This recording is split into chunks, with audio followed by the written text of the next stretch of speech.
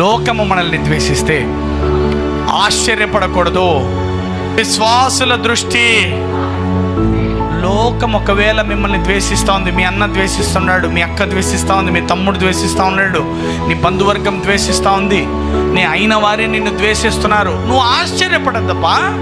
సహోదరులను ప్రేమిస్తున్నాము కాబట్టి మరణములో నుండి జీవములోనికి వచ్చినాము. ప్రేమ లేనివాడు మరణమందు నిలిచి ఉన్నాడు. ఈ దృష్టి మారకూడదనండి. ఏంటి విశ్వాసి దృష్టి? ఎప్పుడు ప్రేమే.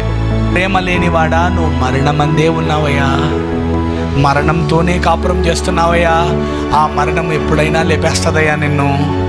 చెప్పండి గట్టిగా, నీ దృష్టి ఎప్పుడూ ప్రేమ దృష్టియే. ఏమన్నా చేయని, ఎట్లన్నా ఉండని, వాళ్ళు ఏమన్నా నీకు తలపెట్టని, ఎంత కీడైనా చేసి ఉండని, ప్రేమయే నీ దృష్టి.